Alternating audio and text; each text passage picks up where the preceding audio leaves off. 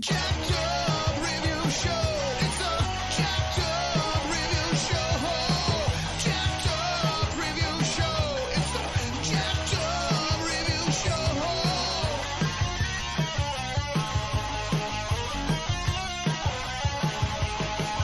Join us as we cover many an insane movie and numerous cult TV phenomenons.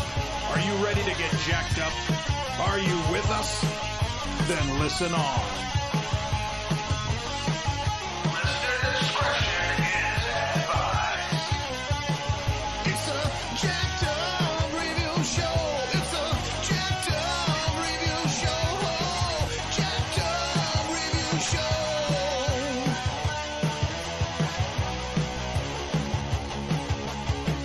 It's a Jacked Up Review Show. It's the Jacked Up Review Show.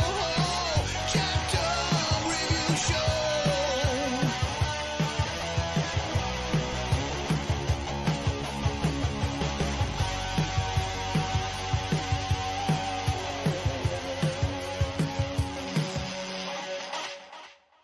Hi, this is Lynsey G. I'm a writer and a publisher in charge of Oneshi Press. That's Oneshi Press. And I've got my own website at lynseyg.com. That's spelled LYNSEYG.com. So I want to talk a little bit about Christian Bale. I have not followed his full career arc very closely. He doesn't always do the types of movies that I'm interested in personally, but I've always found him really interesting as a person from the beginning till now. He's had a lot of bad press. I kind of get the feeling that he's not the kind of person that most people want to hang out with. I think he's really intense. I've heard that his method acting takes it to a new level, and you can look at The Machinist to realize how true that is.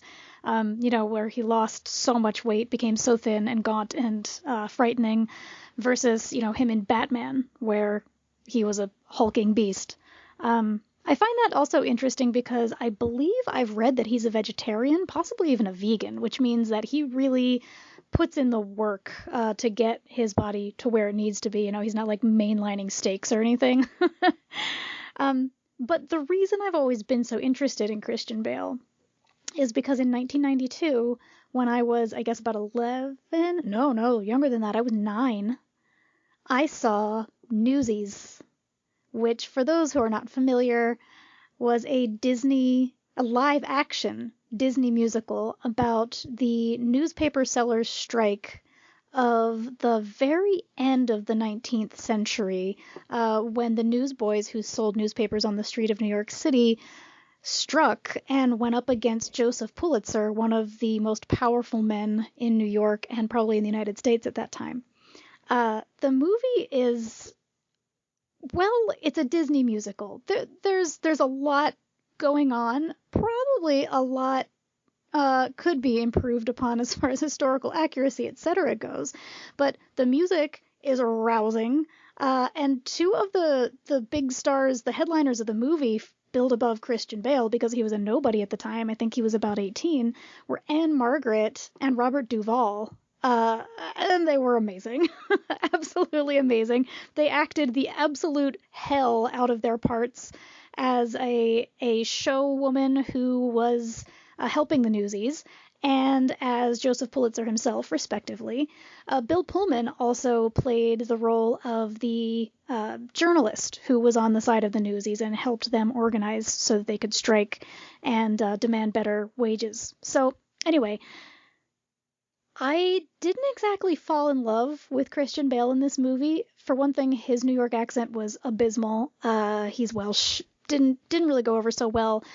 And his character is not super lovable. It's sort of all of the supporting cast that really make you love the movie. But his portrayal of this down-on-his-luck orphan kid who dreams of getting out of New York and moving to New Mexico, where he tells everyone his family's waiting for him, but, obviously he's lying, he's an orphan, was really nuanced, even given the sort of singing and dancing farce of a movie that he was a part of. He had this brooding quality that really went deep. And even though, like I said, he wasn't really the highlight of the movie for me, I became more interested. And especially as his name grew in Hollywood and he was getting more and more roles, I started getting more interested in him because I think to date that's the only movie that I would call even slightly lighthearted that I've ever seen him in. And that brooding character that I saw in him when he was, 17 or 18 when they filmed Newsies definitely comes across in his later work and was clearly read by, casting agents. But I still like to see him in something new where he's inevitably playing some dark and usually scary in some way role, and then think back on him singing and dancing about Santa Fe as a teenager, and weirdly how much has changed and yet how little has changed about him. I find that fascinating, and I find him deeply compelling, even though, like I said, I don't think I would ever want to hang out with the dude. He scares me. I think there's a lot there that's worth coming back to again and again. So that's my Christian Bale love story. And for those of you who have not seen Newsies, it had a short Broadway run as a musical, which I thought was far too late. I don't know why they didn't have one as soon as the movie, was out of theaters, because I would have gone in a heartbeat when I was a kid. I basically lived on Newsies music throughout high school until I discovered Rocky Horror Picture Show and Les Miserables. But I have a deep and abiding love for Newsies and for Christian Bale and for literally everyone else who's in that movie. And if you haven't seen it, I really recommend it. I mean, that is, if you can deal with musicals. Not everyone can. Personally, I'm a huge fan. Welcome, ladies and gents. We got another fun outing. And here with me is the Macey's duo from Comfort Films. Welcome aboard. Hello. I'm very glad to be here. Yeah. We are just going to be talking about another unusual actor, the Welsh boy that is Christian Bale. Mm-hmm. Yep. Even though you can't pin down his accent ever. No. Right. A bunch of different places. Like he was born in Wales. Yes. But then he's English. And then his father was South African, and it says pretty complicated, grew up in Portugal, US, like all kind of places. So pretty good. Yeah, totally. He can do accents, and I mean, I'm terrible with one accent, and he's got like a bunch in his pocket. I know. I'm Southern. I'm from Mississippi, and I can't not sound like that. So I'm pretty impressed when somebody has such a command of it like he does. Totally. Yeah, and also he, I guess, talks in the accent of whatever movie he's in during the interviews and things like that. I read that if he's got an American accent in a movie, he does all the interviews in an American accent so as not to confuse the audience. Yeah. Right. That's pretty good. Well, yeah, what was it, Ford versus Ferrari, right? I was watching an interview with Matt. Oh, yeah. And then, like, Matt Damon was like, well, he's still totally the same because Matt Damon is, like, known Christian Bale's wife for 20 years.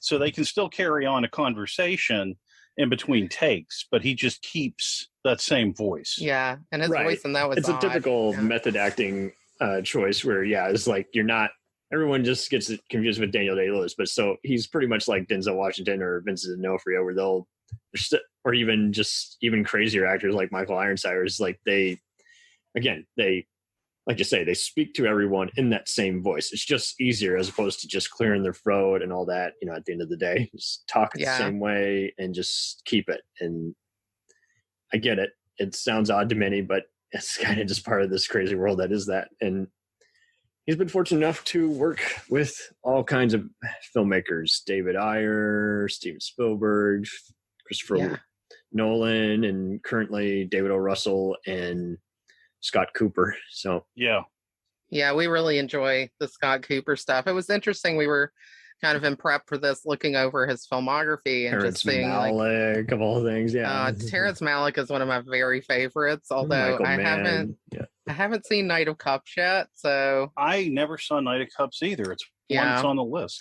But New World, he did New World with him, and yeah, I remember that movie. It's a great one. Yeah, New World I can get behind. Night of Cups, I don't know what the hell I watched from that one. But, yeah, that's kind of why I've been avoiding it, because I'm a pretty big Terrence Malick fan. I love Thin Red Line. It's one of my favorite movies ever. It's just so good, and of course Badlands. But yeah, Night of Cups I heard not great things about, so I was like, well, I'll just put that one in my pocket. Maybe do it later. Well, I had it sitting in my queue for a while. It was like on Amazon Prime, and I always be like, tonight's the night, and that night just didn't come. That never come. Well, someday it'll come. We'll watch it together. I mean, we've done them all. Like, I can't say we've done them all. We've done most of them. Like, for me, the first thing that I remember seeing him in was Velvet Goldmine back when I was in college. That's a good way of putting it. So yeah, I was kind of late to the party. I had heard about American Psycho and the Shaft continuation, which he pretty much both did very awesome villains in both. And by Batman Begins, everyone was pretty much going back, checking out stuff he had done: Reign of Fire, Equilibrium, Swing Kids, Prince of Jutland. He has a voice in Pocahontas, and Little Women is actually the first thing I remember knowing who he was. And that was a big year, just back to back, just with Prince of Jutland, which is this film he did with Then Unknown, Kate Beckinsale, and Gabriel Byrne and Helen Mirren. So this is like and Gabriel Byrne was in Little Women also, so that's interesting. Is that the one they later renamed Royal Deceit? Yes. Okay. All right. I've seen part of that. I haven't seen all of that. It used to get played quite a lot, and now I don't even know where you would find most of his stuff on streaming. You would pretty much just have to shell out and buy the DVDs. And around the time he did Velvet Goldmine, All the Little Animals was a very depressing but very well acted movie he did with John Hurt, where he's just this emotionally challenged guy. And I think by the time I saw that and The Machinist and especially Psycho, I was like, okay, he can do no wrong. He's going to keep playing these characters who are just impossible to sum up without even just watching it. Like Harsh Times, pretty much his taxi driver. He's just going around and he's just aimless, hanging out with a bunch of cholos, and he's just unhinged in that one. It's so weird. Yeah, I mean, it was so different. Like, I was watching it and I'm like, how is Christian Bale in this movie? How do you stay sane, Well, it's like the beginning is like the war footage, right? Yeah. And then he has like the major PTSD when he comes back. And that's a movie that, like, I don't know, the part that sticks with me is like when they're hanging out with Terry Crews, and Terry Crews has it on speaker when like he's like saying that he didn't go to work, and you remember this? He didn't go for the job, and so he just totally gets busted by his girlfriend. A rewatch will help, but David Ayer is always very scattershot with his narratives, much like Street Kings and Training Day, and I had already seen those two and came back to this one, and it was just like, okay, so basically with his whole East LA format, basically, his Latino pals keep him in check, and they've just known each other since childhood. And you can kind of assume from they were both in the same Marine unit. But by the time he goes and tries to interview to be a police officer, and of course he can't not be high on drugs, he fails the piss test, and basically by that point he's like, he has basically nothing to keep him stable.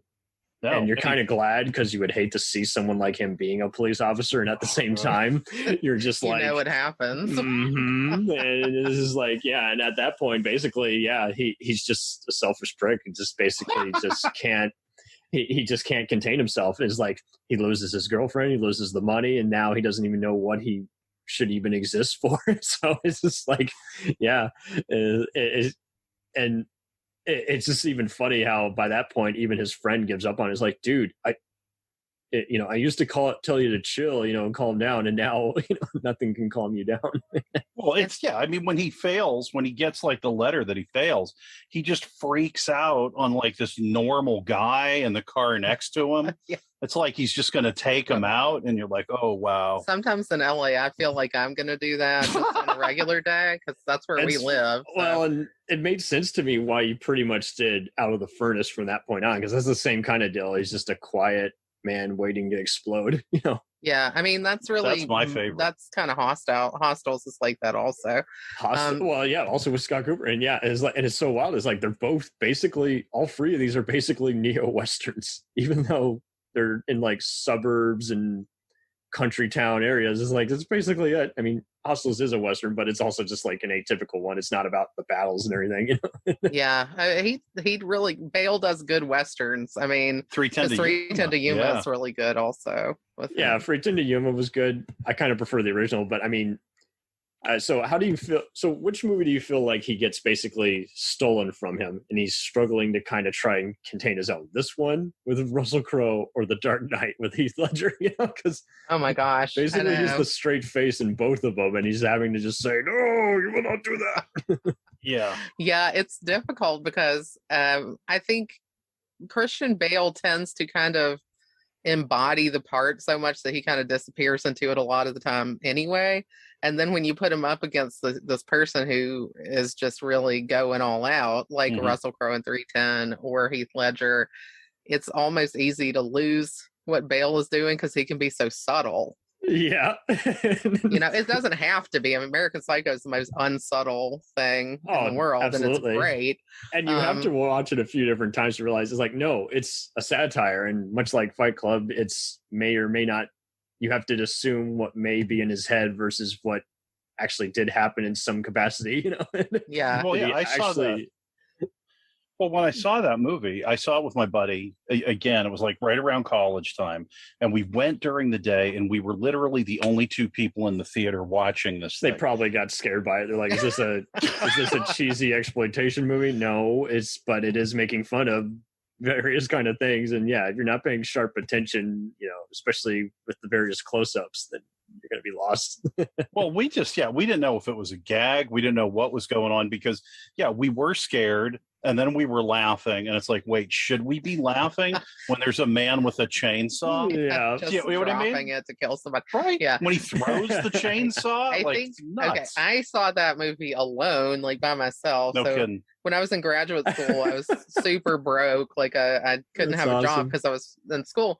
But my big thing that I would do was like go to Blockbuster once a month and rent like a couple movies and take them back and watch them by myself. Yeah. And American Psycho, I don't know why, but I picked that one. I knew nothing about it. I came home, I was watching it, and I'm like, what in the world is this? And I had no one to process it with me. Right. This is before the internet, when it's like we pretty much were limited to just leave a review on Amazon. I mean, I did have internet, so this is probably like 2000 was when I saw it, so it's later. But no, it's the year it came out. So I guess it was 2001, sometime around there. Mm-hmm. And I just had no clue what I was watching. And I wasn't like into chat rooms and things like this. Yeah. That were a thing then. So that I could jump on and be like, can somebody just hold my hand and explain this to me? Right. Please work with me here. Yeah. Yeah, we watched it again together later. And that's one that you really do have to rewatch, I think, to kind of get the second or third layer of what he's doing and what everybody in the movie is doing. Because Jared Leto, Willem Dafoe, totally. And all his roles kind of echo one another. Like, I don't think had he not done a voiceover for Pocahontas and then been in the New World or even Little Women, I don't think if he hadn't done any of those period piece or war type movies, I don't think he would have been in Rescue Dawn, Hostiles, or even The Promise and what's the other one he did that no one saw? The Flowers of War. Yeah, it's just like I saw that. That was a heavy duty film. That was very brutal. Yeah, yeah. I was like, oh, I definitely did not see it. And John, actually, we were going through the filmography, and he read that one. I'm like, I didn't know that one. And he started telling me what it's about. And I'm like, you know what? Let's just save that for later. I'm going to pass. The trailer was very deceptive. It was like, no, I love this filmmaker. I think it's well intended, but I can't recommend this movie. It's so harsh. Oh man. Yeah. It's he does really well done, but he does a lot of drama stuff. So because war movies in general, like, it's hard to recommend them all because some of them is like, well, I think it's well made and got some good themes, and there's other ones it's like, it's kind of hard to decipher from all the other ones that are coming out. You know, it just literally does become noise after a while. Yeah, and I mean, but then you see him do something like totally different. Like I feel like American Hustle was a movie that was really different because it was really funny. Like he was funny in it. And both that and when he played Dick Cheney, he basically had to wear a fat suit. You know? Oh my God! Well, actually, no, he got big. I think for he that. really gained a lot. He put on 40 pounds for that, and he shaved his eyebrows and he shaved his head. That's the way they could put nuts when he was on in Vice. I thought, what's happening? Like he looked totally crazy. And everyone kind of forgot he had been in The Big Short just because he's just a supporting character, and he's like, oh, so now he's the Adam McKay guy. Take a guy who can do satire. Yeah, and he was really crazy as Dick Cheney. It was a really weird role, but he was very good. It was scary. Yeah, when he just takes over. Oh yeah, everything's all good. Yeah, the voice. Me, it's all fine. We're just gonna go home and we're gonna eat, and nothing we can do. Start a war. What did he say? The Oval Office, just laying down how things are going to be run. And it's just like, he is the vice president, but he has all the power in the world. Yeah, that was, it was terrifying. It was. And then he's telling his daughter, who's, out of the closet, oh, well, they don't hate you. I'll always love you. It's just like, no, that doesn't work. He was, man, that was. Well, because, we saw we saw W years earlier, the Oliver Stone movie. And I remember that. Richard Dreyfuss, I think? Yes, Richard Dreyfuss. Yeah. Oh, that's a weird choice. I don't even remember. They were very odd choices, and some of them worked, and some, like, Jeffrey Wright as Colin Powell, that made sense to me. But then there were other ones where it's like, Oliver, and why did you pick these guys? Yeah, well, he's never been exactly what I would call normal with any of his choices either. No. So. Yeah. I mean, when I think back on these Christian Bale movies, I got to tell you, the Equilibrium performance is the one I always go back to. I don't know why, because he's done things that I feel are a lot more demanding, but just the stunt work that he did, particularly in that one scene with the guns, where it looked like he actually did all these gun movements and then flipped up in the air, like Matrix style. Well, I always think of that, and that was around that time too. Yeah, that was a movie that we saw. We had no knowledge of what it was. Both fell for the cracks. Disney did not make good use of them, and it's just like, with Reign of Fire, it was just a fun, just apocalyptic movie working with then unknown Gerard Butler and he was my favorite character in that. I love Creedy. Once again, this is the straight face, but Equilibrium. He pretty much. Kurt Wimmer, who had worked on all kinds of movies, Street Kings, Salt, and Spear, and Law Abiding Citizen. He pretty much at that point just wanted to craft a 1984 almost V for Vendetta-esque kind of movie. And it was really pretty cool, but I felt like when we watched it again, I felt like they kind of lost what they were trying to do at some point, because like they're supposed to just have no emotions, but there's people who clearly have emotions. Like pretty much, it's not, if they may not be getting sad or getting happy, but they do have like Schadenfreude. Like, it's not perfect, but it is just for a fun blockbuster movie. It's just like it'll. I mean, it can't be Brave New World or even. What's the other one? Fahrenheit 451. But it's pretty much going in that same realm, and it's trying to make the. I thought they did a really good job of it, and for it to not be, I don't think we had heard of it when we went to see it. We used to around that time we would just go to the movies, and if there was something we hadn't seen, we were going to watch it. So I think that's how we ended up there, and we were like, wow, that was surprising and good. And we watched that one a few times. Well, any science fiction, I'm always ready to go. That's the thing. And so we've seen some pretty out there movies over time. And it just didn't have a chance. I mean, he was sharing the money, appearing in that back to back with those other movies, and then a art house film, Laurel Canyon. But it's like it was just going to get dominated by Minority Report or even Cypher, two other cyberpunkish, Yeah. And back with Reign of Fire, that the dragon, the effects and that are kind of amazing. For the time. I mean, still today, I'm just like, I don't know how they created it, but it's like they kind of went with the Jurassic Park approach. It's like show it when you need to show it without it being just a bad, like Godzilla knockoff. But when you look back normally at these effects heavy movies from the early aughts, you can really kind of see, Oh yeah, you know, what's happening. But with that, it was like better than Game of Thrones level, or at least on Game of Thrones level, like much more recent dragon stuff that looked really good. Right. But yeah, I liked that movie. Not Sci-Fi Channel, you know. Yeah, exactly. But I liked that movie. I mean, it's not the best movie in the world or something, but we like Riff Tracks and Mystery Science Theater 3000. Yeah. There is a hysterical one, and they kind of embrace the over-the-topness of it after a while. The Reign of Fire Riff Tracks is fantastic. So, yeah. And plus, you gotta love apocalyptic future where people's idea of entertainment is recreating Star Wars with puppets. Oh man! I mean, you know, that definitely would happen. So it would have to eventually. I would buy that. No one wants to do Grimm's fairy tales. No. Well, I gotta tell you, like when I was looking at clips of The Machinist today, and The Machinist, I remember seeing it as soon as it came on home video, and it was just so terrifying to watch that emaciated body that I immediately sold the DVD. Oh, really? Yeah, we got it. We bought it. We're so excited. We watched it once, and it was just like, this poor guy. I mean, it was disturbing to see. Like, he does these transformations, and that one was just something.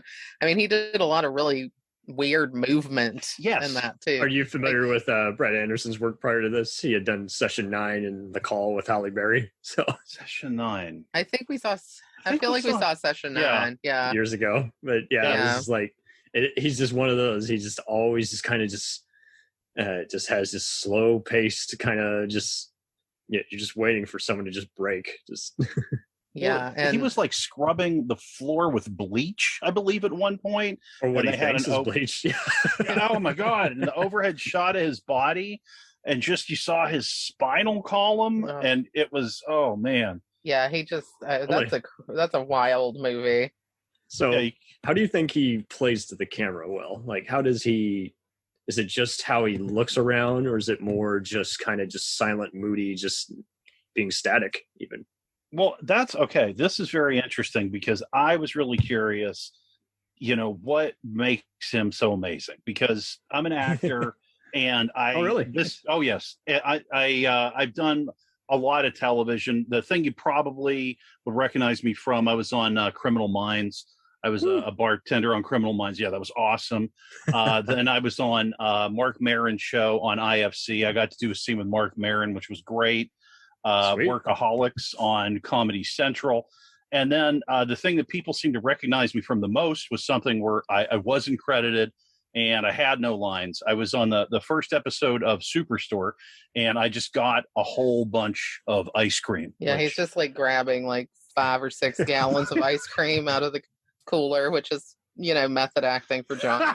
Sweet. It's on brand. Yeah. So it's like, so I watch all these performances, and like I want to learn, because I feel like the way that I learn is by watching, you know, these masters, and this guy is a master. So okay, so I was watching a particular scene from Out of the Furnace today, and I don't want to give any spoilers in case people haven't seen it, but his entire focus was in his eyes. There was this honesty that he was able to give through his eyes. And then actually, literally, it was kind of the top of his torso, the way he stiffened it up. This guy he really knows how to manipulate his body. Like I'll watch, like he can just slightly move his jaw and everything. His silences. Okay, I found this interesting too. He said, I'll have a lot of scripts where I have a lot of silences, and he'll actually write down all of his thoughts. So he said that it makes it a lot more precise when they're shooting it. So he's going through, you know, Jim sees his father die. Jim remembers the time they went to the baseball game. And so it's like he really makes it so you can see straight into him. And it's really... the biggest thing is his eyes. And it's like, if you watch his eyes, you're knocked out. And the other actors, because I was like, ooh, okay, let's see what other actors have to say about him. So I'm like, I need to know. And like Tom Hardy talked about when he was Bane being scared of Christian Bale when he was in the Batman suit looking at him. He was and like, Tom "Oh my Hardy God, was it's on." huge as Bane. Like, Yeah. he was like big and tough. But I mean, honestly, It's a good question because we don't really find out even until years later, who's good but requires assistance. Like, Marlon Brando is good but requires cue cards, and then Yeah. Well, but I think who really the just eyes is thing great but people hate working with because they argue or something. You don't know, and it's like you say, yeah, that he basically, it seems like he just has a certain look to him, and obviously Scott Cooper and Adam McKay were going to get along with him because Christian likes. I think he said in an interview, especially around Psycho time, he likes taking absurdism or tricky roles, and satire is definitely a tricky thing. So that makes sense for McKay. But yeah, as Cooper, he was an actor before he became just a director and writer. Yes. And that's what he said made the set so good, is because Scott Cooper creates this ideal environment that actors would want to be in. And it was like, wow, okay. So it's like a fun time to be in the sandbox because you have someone that has the knowledge of the other side and can really work with you. But like his ability to just act through his eyes only actually kind of makes him a perfect choice for Batman, because so much of the time, and that when he's not Bruce Wayne and is Batman, I bet you there's got to be some track with Nolan saying that's why I picked him. I bet. I mean, because he's got like a little bit of chin and a mouth and just eyes, and other than that, you aren't really seeing much. But he's able to convey so much through that, and it's pretty impressive. And the voice, of course, in that too. Yeah, you don't forget that. And I think that the moments that stand out to me the most are the silent ones where he's just. Well, that's what I liked about his performance in 3:10 to Yuma, that, he does have all these people around him who are doing bigger stuff. But at the same time, he has like this, he's kind of like the still center of that movie. Yeah. Like these other people can't do what they're doing if he's not holding it up, like the pillar. Well, I mean, I'm sorry, go ahead. Yeah. No, go ahead. Just even with, like it or hate it movies like Public Enemies, he's having to play off Johnny Depp, and then, Terminator Salvation, he's having to play off Sam Worthington and all these visual effects, so it's just like, for both of them, I kind of feel like he's still kind of in Dark Knight mode.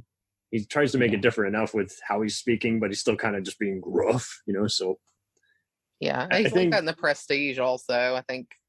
Well, and I think by that point, like that. Yeah, he pretty much, I think from that point on, just, I don't think he fired an agent or anything, but I think at that point on, he's like, okay, but I don't want people to just see me as just, Batman. So I think David O. Russell was a good escape for him, as nutty as that guy's known to be. Yeah, I think that was just what he needed. He needed some other kind of important all-star cast kind of role. Yeah, and he got a chance to really do more. Like, we haven't even talked about The Fighter yet. Well, that's kind of what the lead up right here. That's his first David O. Russell experience, and that's what got him. And I wasn't surprised by that, because I had actually seen like a YouTube clip, and he and Marky Mark were actually going to like the same gym, and this was like in 2002. Like, wow! And it's just like, it's wild. Well, no, keep going. I forget what movie it was that he was on the set of, but I think it was just like it might have been during Batman, or I don't know, after Shaft. I don't know, but yeah. I don't know if it's still on YouTube anymore, but there's something for it somewhere. But yeah, so when I saw them in the fire together, I was like, yeah, that makes sense. Clearly, somewhere along the way, Marky Mark was maturing and saying, I don't want to be Marky Mark anymore. And I think, he had worked with Russell, so that made sense that they might have just said, hey, if you really want a powerhouse actor, this is dude I know, it's Christian Bale. Well, it's, that's what I learned today, because I was watching this interview. It was like a round table with David O. Russell, Mark Wahlberg, Christian Bale, and Charlie Rose. Mark Wahlberg said that he had actually been trying to get The Fighter going for like 4 or 5 years. That makes better sense. There you go. Yeah, like it was a long time. And they had like Darren Aronofsky was attached. And then I think around the time Christian Bale came on is where Darren Aronofsky exited. And that would have been a different movie. Well, he ended up making The Wrestler, right? Yeah, he made The Wrestler. That's amazing. That is a great movie. The Resurrection of Mickey Rourke. Yeah. Yeah. It's pretty much where it makes sense how is like what everyone does. They basically movies become different movies, and the fact that Ford versus Ferrari for years was some Michael Mann project, and then he's basically doing his own version with someone else, like Hugh Jackman, I guess, in the part or something like that. But I don't think he's focusing on it now. But yeah, he reunited with. Mann dropped out and was credited as a producer because he contributed. But yeah, Mangold from Pretend to Yuma united with him for that one. So yeah, John actually auditioned for Ford versus Ferrari. Yeah, he didn't get it, but he had an audition for a little announcer part, and that was just pretty cool. It was crazy. Oh, so when you've been on set, have you kind of just noticed how? I mean, they're very quick, fast-paced, work schedules. Oh yeah, time is really a factor. I mean, they want you to move as fast as they can. The minute they hear about anyone misbehaving, it's like, okay, shut down for the day. Let's get some pickups. Oh yeah, look, I've seen nothing like that. What I've seen anytime I've been on a set, and I've been on, like I said, primarily television, and I've been in some features too. Yeah, I mean, there's no time. There's no time to argue. It's just like you go straight from one thing to the other. There could be a disagreement, like, they yell cut, and maybe an actor is like, hey, I like that. Or the director's like, no, I didn't like that. And maybe, quick back and forth, but then they're back in. Like something like Criminal Minds has been on for so long. By the time you were on like the second last season or something. Yeah. So that was like a well-oiled machine at that point. Yeah. And they really just had it down to a science, but then Absolutely. when you were in a feature, you're in a feature that you were in recently that you shot in October. We can't actually say what it is. All good. But and I was actually going to lead into that. It is interesting how a lot of the casting calls will be very secretive. It's like, oh yeah, I was on an episode of Cheaters of all things, and it's just like, no kidding.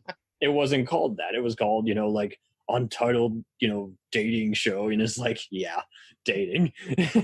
How did it go? Tell us about it. How did it go? It's exciting. Best time of my life on a professional set. And I've been on extras on plenty of other TV shows that I was very disappointed by how they were running the actual content. But this one, that was like the easiest, like $200 I made for the day. This is like, nice. That's awesome. And because we had to be on our level, like we were warned, is like, you got to say these kinds of insults, these kind of retorts. And, I got my friend that helped me get on there. He's playing, the normal guy who wants to kick my ass. And I'm playing the douchebag who's like stolen his love. And it was just fun just to have to, I basically was playing a method actor who is very controlling of his girlfriend, and I'm attacking him with a samurai sword, and it was a hoot. It was just hysterical, and I loved how they warned us. And Clark Gable III, and yes, he's related and overdosed recently, so they're getting the old host back. But basically, oh wow, he was just like, basically, they're telling me all this stuff to say to him, and I just loved his retort. He's like, "That's the stupidest fucking thing you could ever say."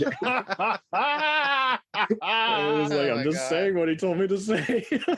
That's really good. Those things where you're like improving are crazy. John has a ton of YouTube hits on some clip. Yeah, share them. What was that? Oh god, Operation Repo. Yeah, John did Oh my god. Yeah, I'm on there, and it was just like, that was like one of the wildest experiences. That was crazy. Well, the reason is because the guy you're in the scene with has died. Yeah, he has passed away. So Carlos. And a lot of people were like going online watching clips of that guy. Yeah. And John happened to have one up or something. So everybody's come to watch this clip, and it's really terrible. Like, no offense. No, to listen. you, I mean, it was really fun because it was all improvisation. Yeah, and you were just supposed to be cursing and yelling and getting in fights. So it's about as bad as it can be. Well, it was at first. It was supposed to be a guy stealing water, and I did it like really sympathetic, like a nice person at first, and the director's like, no, he's like, I want you to be the nastiest, most evil person ever. Oh my god, that's what they go for. Just like, when we first got to LA and you started like getting jobs, they were pretty much all like that. It was like he was in 1,000 Ways to Die. Oh yeah, playing nice. like a guy who inspects hotels, and he got stung to death by scorpions. Yeah, That's amazing. We were at McDonald's and he got recognized from that. That was actually funny. Isn't that amazing though? It'll happen where it's just like, yeah. It's like people watch everything. These people were in line behind us. It was like teen kids, and they were looking at John and laughing and like pointing. And we're like, and John at first is like, "What are these people doing?" And then we realized that they were laughing because they knew him from the show. They're like, "Were you in Thousand Ways to Die?" And he was like, "Yeah," and they loved it. So it was awesome. What if I say no? Will you believe me then? But yeah, it's like, talking about Christian Bale is great because it's like that's that's the dream. You know what I mean? That's like the level, that you want to hit. And like, here's something that's really wild, right? So he goes to all these extremes. He really goes for it. And he doesn't like to be called a method actor because he'll say, really? Yes, he'll say, I didn't study Stanislavski. And they're like, well, what's your method? And he's like, I just kind of wing it. But I'm like, honest to God, I watched an interview today. I'm like, this guy's awesome. He's like, but I think he studied at RADA or something when he was a kid. And I mean, he's been an actor since he was a child. Yeah, because I mean, Empire of the Sun is like 1987. Yeah, and he already was so good in that. It was like he's just a tiny adult. Yeah. He's like wise beyond his years almost in that. I mean, to be that good. I mean, it's I mean, that's wild. And Henry V. Yes. Yeah. Yeah. That was just a boy, but he's working with Kenneth Branagh, and that's got to be interesting. Yeah. I haven't even seen that whole movie though. I'm ashamed. I'm a Shakespearean. I have a master's degree. I'll try to retry watching it one more time, but it's pretty long. Well, I've never read Henry V either. I've read like out of Shakespeare's plays, I've probably read like 35 of them. I'm missing just a few, and that is one of them, and it's a really well-known play, so I just don't know how I've never watched it or read it. It's really weird. I did a monologue from it once, but I've never most everybody has, anytime another Shakespearean is talking to me and they realize I haven't seen or read that, they're like, shame.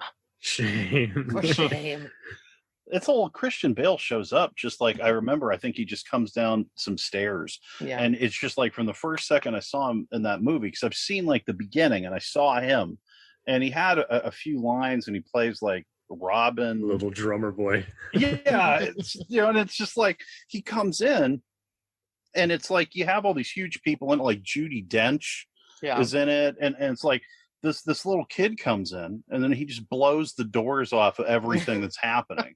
And I was like, okay, this guy is. Someone must have seen something. And back to back with Empire of the Sun. I mean, that had to be enough favors you need.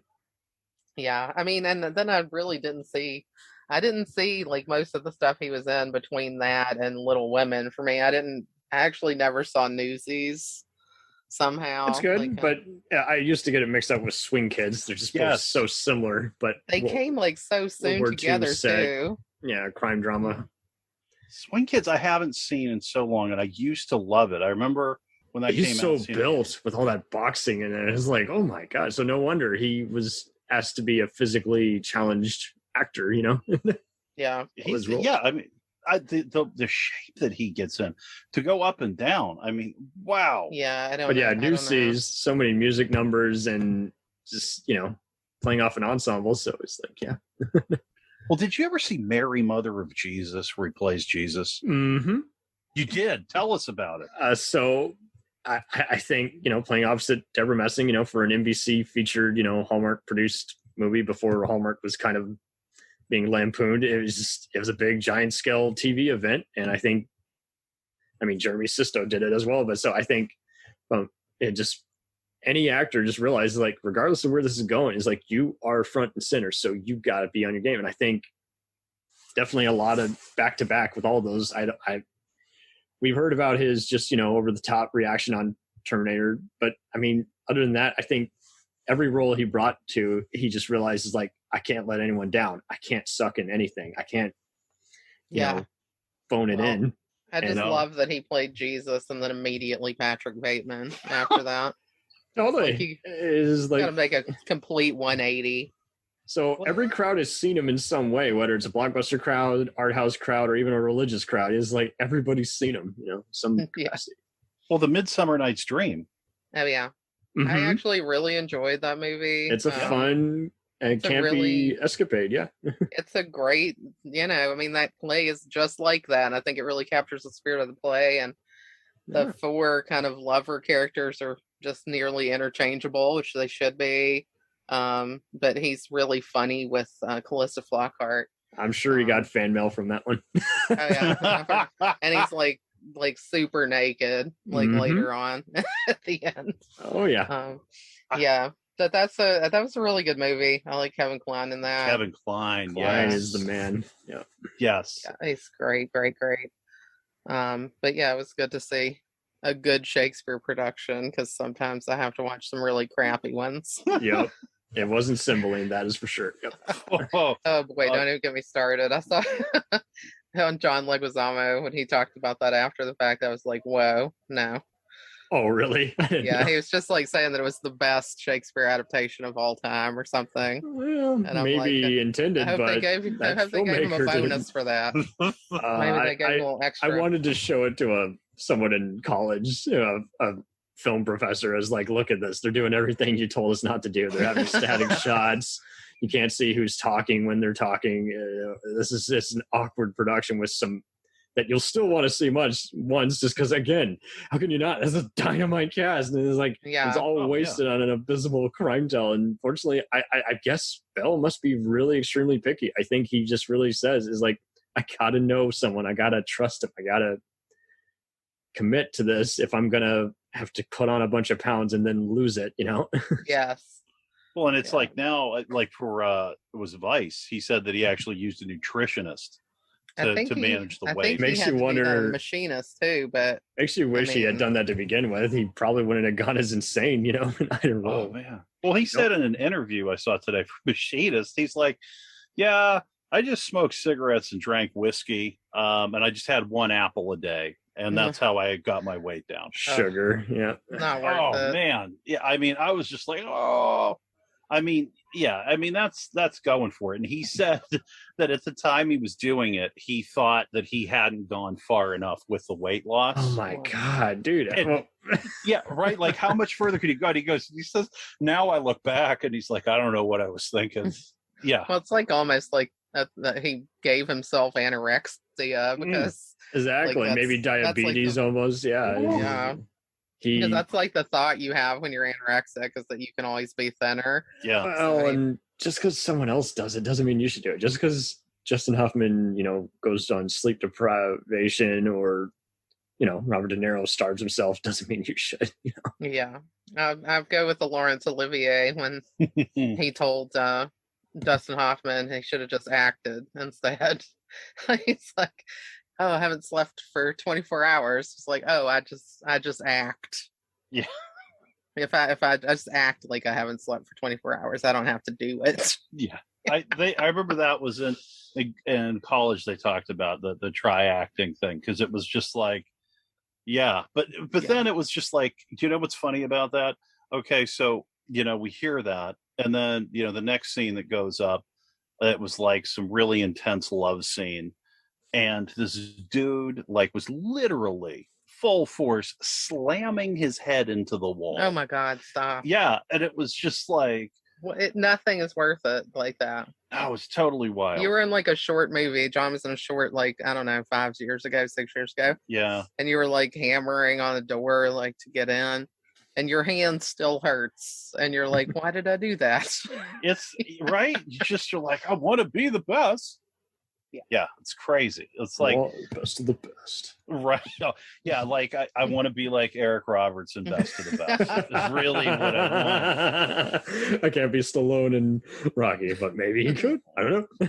Maybe I could be Stallone and Over the Top. You know what I mean? And that. Oh God! How campy does Christian Bale want to be?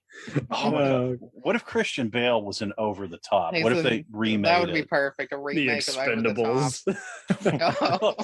He's in The Expendables. Christian Bale is Rambo. This is kind of fun. I love it. I would watch it. Great idea. Will Smith will be Terry Cruz's character. Nice. Nice. Yeah, like The an A-list upscale Expendables, the Expendables. Killables. I don't know. I think that would be good. What if he was Freddy Krueger? Now that I bet you would be scary. That would be Yeah. scary. I mean, it's One gonna of the killers in Scream, something. I don't know. Ooh. he's gonna give it 100%. So Yeah. Well, I would see Christian Bale in pretty much anything, I guess. I'm trying to think, like, a killer. So I mean, we have American Psycho, but Seven could have been fun. Oh wow! Oh, Oh yeah. man! Oh man! Oh man, that would have been disturbing. Oh man! Like Even any other just revenge or crime thriller would have been more interesting. The Watcher, Men on Fire, Taken. I don't know. Oh yeah. Oh man! Oh my gosh. Taken. Yeah. If Oh, he my was in God. movies like that would be super cool. Yeah. Wow. Or what if he was in like that Liam Neeson movie where he's like the plow guy, except like Christian Bale was the plow guy? Oh, What was that The movie? Snowplow movie. Yeah, what was that movie? Oh, the remake of that Stellan Skarsgård movie, Cold Pursuit. So there you go. Yes. Yeah. Yes. Yes. I mean, well, so the thing that we got, that like I'm excited about, right, is we got more David O. Russell coming, right? I guess. Am I looking at this? Yeah. It says he has a David O. Russell The Scott movie Cooper. coming. The And a Scott- Scott Cooper movie coming. The Scott Cooper one, man. That's I don't know. That's Scott Cooper, like, because he did Crazy Heart. And I Oh remember my when we god, saw the that. people in the new Mhm. the people Yeah. in this new David O. Russell are crazy. Who do we got? Anya Taylor-Joy, Margot Yes. Robbie, Yes. Timothy Olyphant, Yep. Zoe Saldana, Wow. Michael Shannon, Yes. my boy Michael Shannon. I love Shannon's him. probably going to creep him out. Yeah. Oh my God. What if they face off? Yeah, Oh that would my be God. interesting. What would happen? I don't know, because you saw that thing that said Joaquin Phoenix was saying he was afraid of talking to Christian Bale because he just admires him so much. Right. I would have thought that the two of them would have been, they can't occupy the same space like in Time Cop, where like you, Oh If you're my in this- God. if you The occupy the Demolition same Man. space, you fall off, Demolition Man. But, like, I feel like there's Joaquin Phoenix is like so intense, and Christian Bale is so intense. Michael Shannon also super intense. Like Michael Shannon and Christian Bale, like if you just set them like, I don't know, 3 feet from each other. You're going and to you see told- who breaks first. Yeah. I don't know Staring who- contest. Or what if they just are like when you put Furbies together and they just talk in their special language, and you can't be a part of that. Mm, No, that would be Maybe. like what, maybe they just stand there for like, I don't know, 3 weeks, and then they just kind of smile and they go, "Good job, Good one, job, good yeah, one." Good one." job.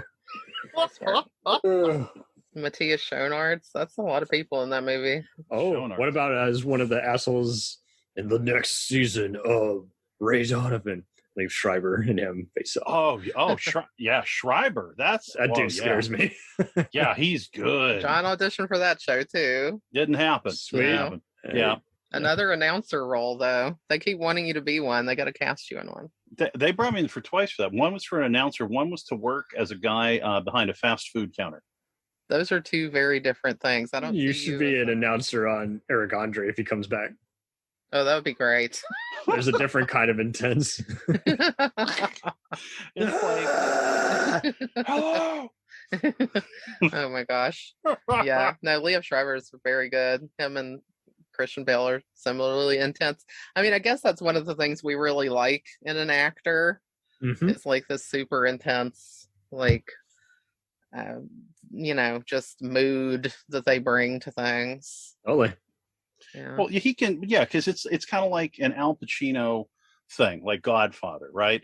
Because it's like you see that a lot in Hostels, is he's got all of this fire Yeah. right beneath the surface, and he's barely containing it, but you're watching him contain it, and you can tell, he's working to keep it there, and it can come out at any second. Yeah, I mean, he's so angry in Hostels, and it's so awesome. Yeah, like when he has that scene with Bill Camp at the beginning. Yeah. Mhm. Wow.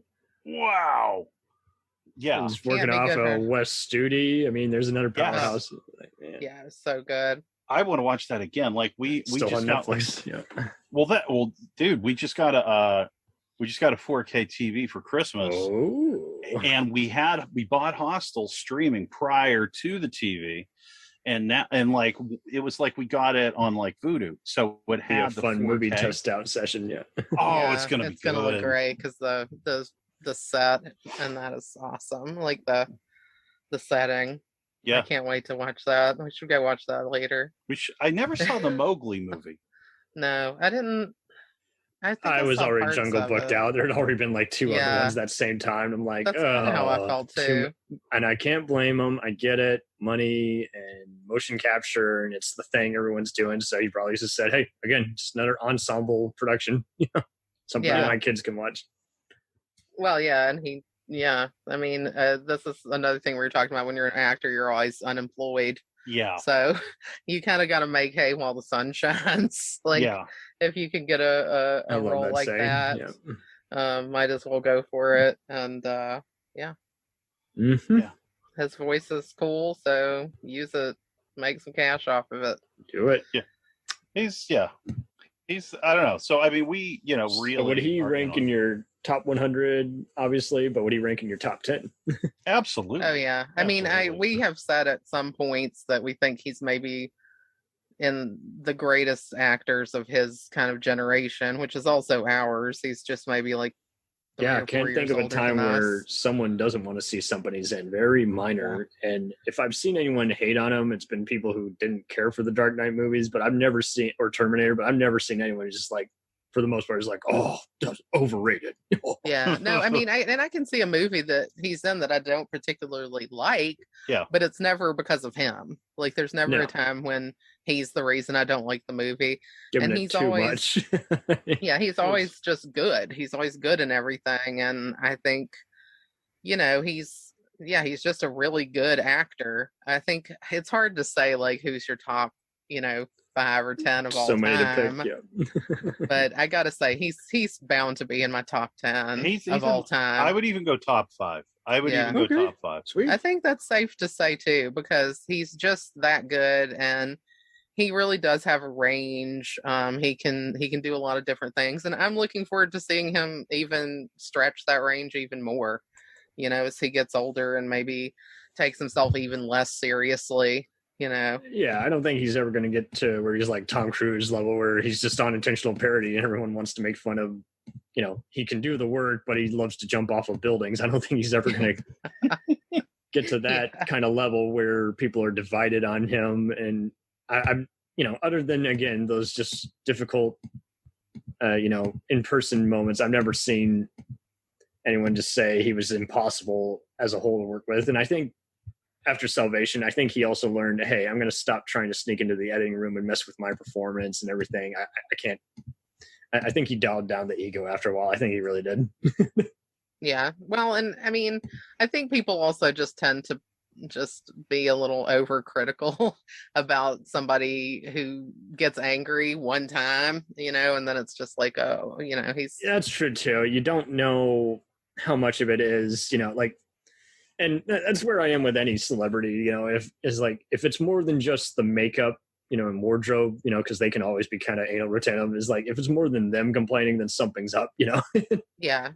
And, he handled the rant being publicized pretty well. Yeah, he honestly. came on TV and he said, he goes, it was inexcusable. It was awful. Yeah, he apologized and he knew, he went overboard. And I know he was unhappy with the final movie, so it just got to where he's just like, hey, I think he also learned is like every person matters, the editor, the cameras, the sets, and last thing he needs to do is cause a scene, or even just in general, just like, every actor matters, and so many actors like Terry Crews were pissed off that their part got mostly edited out of the movie. He's just a dead body in the final cut. And that happens too, and you just never know. I mean, I was talking about Thin Red Line being one of my favorite movies, and there were so many people who during the filming kind of thought they were the star of the movie, and then later got cut down. Their part was so small that they were shocked, because it's hard to tell people that you're doing something important when they just seem to think just small or big, and it's just like, you just don't know. You might still be big in it or commonly seen throughout the movie, but you only talk in one scene, you don't know. So well, and Malik is like famous for just shooting like so much footage and then having to cut so much down. That would be a real heartbreaker if you thought like, this is it, this is it. Yeah. Oh, well, that's the thing. Like, he's in New World, Bale's in New World, but he's only in like a pretty limited amount. I think he's in more of it in the extended cut, if I'm not mistaken. Yeah, so we have that, which I never opened. I bought the Criterion for Georgia years ago. Ooh, okay. Yeah, you just got to really commit to watching that long of a movie. That's totally. Guys need a day off. Exactly. Like, I have a job. I'm sorry, I cannot do this. Yeah. I mean, there's times when we take vacation just to watch movies. Oh, any of these shows that we review on here, I always make sure it's like, I'll see you in 3 months. I'll watch 3 episodes a day. That's as good as I'm going to get. And I'm going to be taking notes while I'm doing it. And I really get annoyed because people will say, oh, why are you taking out your phone? I'm like, I'm not checking Instagram. I'm not playing Candy Crush. I'm putting down notes. I want to know what episode they say that one awesome line, or, you know, that one betrayal happens, or that other iconic just moment happens, you know. And, you know, sometimes your notes are funny and you want to read them out loud, like, oh my God, so-and-so is playing a real bastard. Well, yeah, you gotta keep track. It's like, even a Wicca will only tell you so much, and sometimes there'll be other theories that you gotta kind of spill the beans on, and, you know, people can tell if you were just only paying half attention to it. It's like, whoa, you didn't even mention this. Yeah, well, and we only do 1 episode a week of our show so far. Well, that is it too. Don't do too much. It's like, and no. We wouldn't be able to. Yeah, I mean, I have a full-time job and a really long, unholy Los Angeles commute. So, you know, we have time to do just so much. And if I didn't take notes on things, we would be in trouble. Mm-hmm. I would just forget the entire movie between the time I watch it and the time we tape. Although we're trying to shorten that now. Well, old me is like, you know, like I should say this way. Young me, I feel like sometimes is like yelling at old me, because young me literally remembered every detail of everything. You did. I mean, even since I've known you, like your ability to recall graphic, man. Yeah. Like movie stuff is like crazy. Like, you won't remember the name of someone you went to high school with. But you'll remember like who the key grip was on E.T. or something. I mean, like, that's nice. Yeah, that's probably too specific. But you never know. It depends on the movie. You don't know. You don't know. Well, you sit through the credits. They're happy for your fanfare, right? Always going to do it. Yeah, that's awesome. So I think this is a good place to wrap up.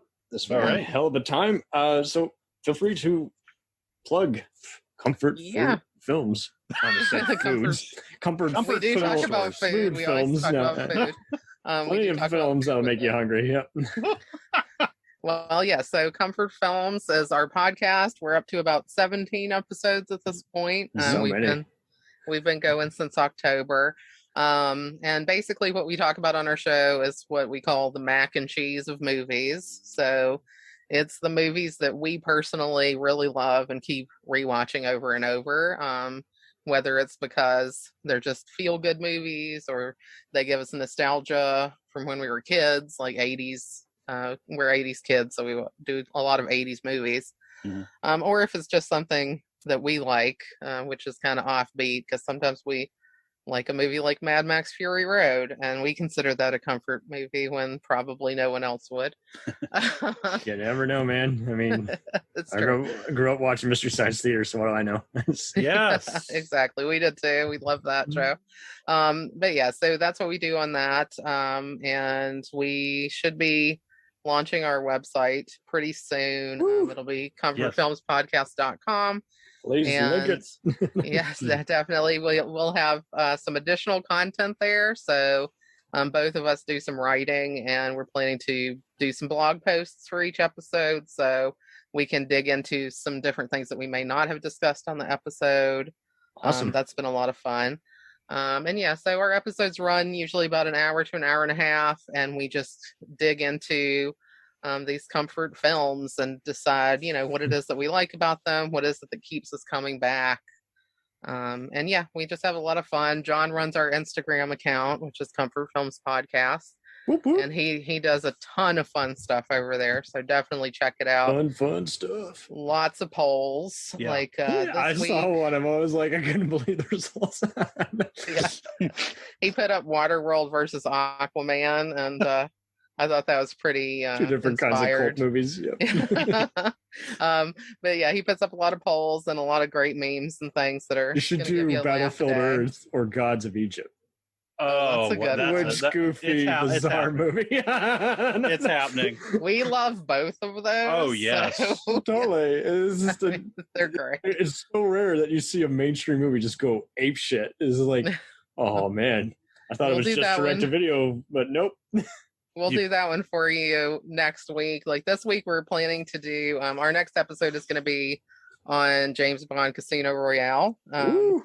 We just watched No Time to Die again. Yeah. We'd seen it in the theater. We just watched it again at home, and we thought, hey, let's go back to Daniel Craig's first go round, which is my favorite Bond movie. See how he evolved actually. as a actor. Yeah. Yeah, and so for that, we're gonna do a fun little week of Bond brackets where we kind of put up the movies, and see what Odd comes out Job or at the end. 006. So we're gonna see what does everybody vote as like the best Bond movie overall over the course of the week. Oh man, that's gonna and- that's gonna be a hot take. Yeah, Bond fans gonna be rabid. It's gonna be fun. Yeah, it'll be really fun. So we're looking forward to that. And yeah, John's got some clips up on our YouTube channel. So we do video our show as well as audio record. So if you want to see our faces while we're being and of course our beautiful closet in which we record our podcast. Yes, you can see it now. You see? Hey, it's a cooler one than I got. We're lucky to Wish have my it because closet had persona. we live in the middle of a pretty busy area, so if we didn't have this little interior closet, we'd be in trouble. Oh, Yeah, or gunshots Yes. a lot of the time. Oh dear. yeah. It's a tough neighborhood. Oh boy, but yeah, so that's us, Comfort Films Podcast. We're on Facebook, Instagram, Twitter, sort of. Yeah, we got to get better on that. We're old. We don't Right. tweet that much. We got to get better on Twitter. But yeah, be sure to check us out on there. And then, of course, listen to our podcast wherever you find podcasts. We're on pretty much all those platforms. Yeah.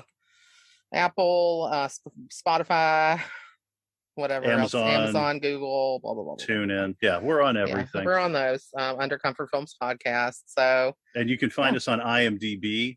George has got some credits on there. George I've got a Macey, couple. John has a lot more than Yeah. me. John Macey. John Macey. And check No him relation out. to William H. Macy, but yeah, he's got No, some but awesome you know- comedy credits.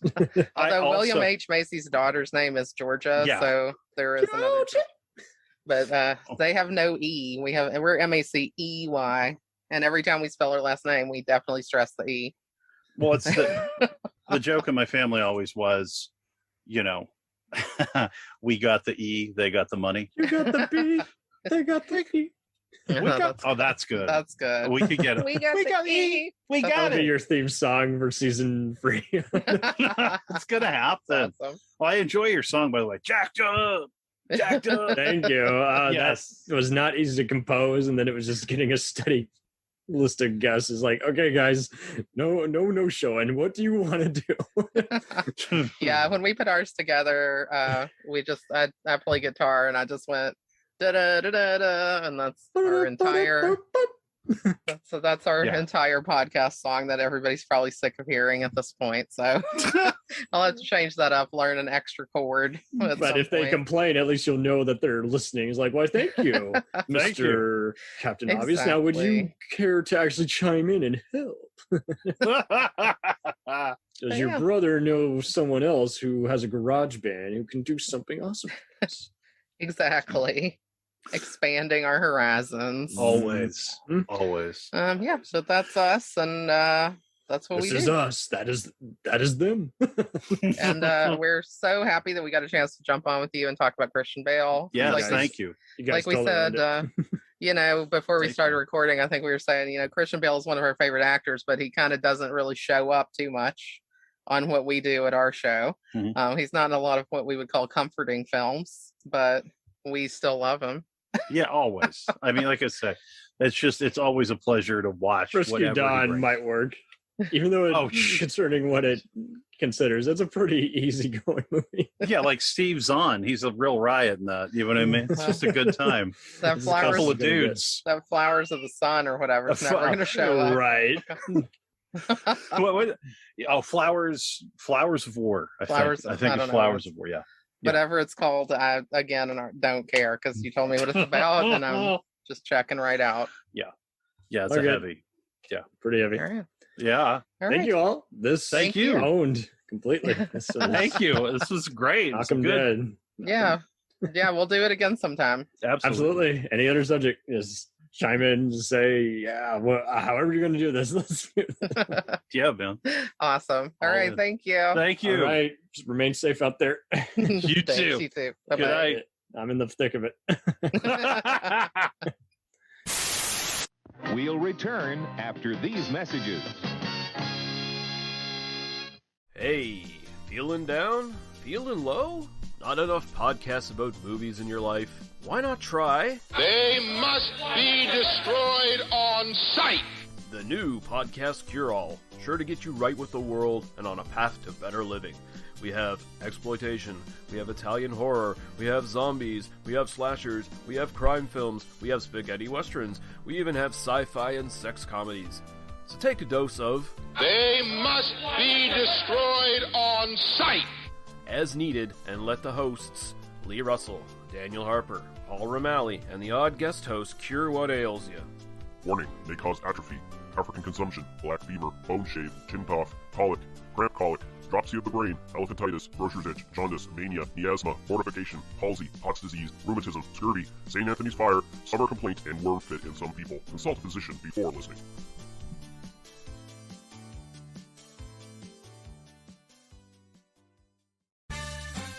Did you ever see a film at such a young age it left you traumatized with cinematic wounds? Necrophilia. It's a dead issue, man. Don't push it. Cinema Psyops is a weekly podcast documenting an ongoing experiment on the mind of an unwilling test subject. No one should have to watch this movie. Oh, no one should have to watch this? No one should have to watch this movie. Surprisingly, it's not a topic that a lot of people really want to tackle. I'm shocked, prudes. I know, really. Right? It's the next sexual frontier that no one wants to explore. I am, in the most sincerest of senses, disappointed in you. It takes a powerful goddess like Connie, jam her arm down the monster's throat and kill it. Oh, I'm still tripping out over that. Even as a kid, I was like, I gotta find a girl like that. Every week, I get a new look of disappointment that I never thought I could get out of it. Unimaginable. At 12 years old, you should not be watching this movie. Obviously. At 13, you should not be. 14, you shouldn't be. I'm not entirely sure even 17-year-olds should be watching this. Just because you're offended by something doesn't mean that you have the right to demand that it doesn't exist. Watching this film again, I had all of this like little nerd glee with everything that kept Little popping history all up. popping up Absolutely. at you. So I totally loved this film. Hey, I know why you couldn't see that. It's because your brain's warped from watching this shit at 12 years old. Yeah, this is a rough movie. I told you ahead of time when we were getting ready to do it that it was How going to be could a you rough watch one. this shit at 12? Because physical wounds heal, cinematic ones don't. Listen to Cinema Psyops. Hey everybody, I'm Corey. And I'm Zach, and we're the hosts of Podcasting After Dark, a cast dedicated to late-night horror and sci-fi of the 80s and 90s, often found on HBO and Cinemax. You know, the movies your parents didn't want you watching as a kid. You can find us every other week on Apple Podcasts, Spotify, Podbean, and Stitcher. This is what you want. This is what you get. Greetings, friends. My name is Dean Legero, and I'm the host of the 3324 podcast. I invite you to join me and my lifelong friend Eric Kuber to come with us as we discuss the music and movies that shaped our life. Each week, we'll pick an album or film that we really connect to, and not only give you some great info and trivia, but also discuss, debate, and celebrate what it means to us and the journey it took us on.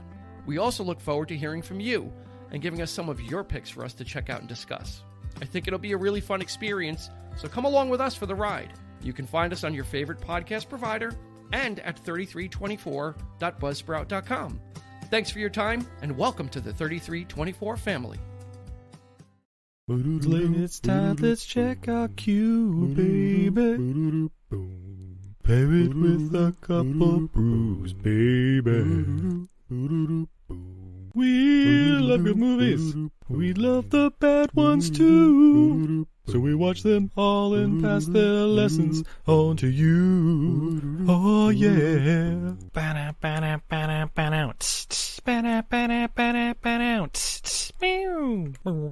Everything I learned from movies helps to make life a little bit groovy. With a one-last plot holes of gratuitous movies, it's time to get busy with your friend Steve and Izzy at eilfm.podbean.com.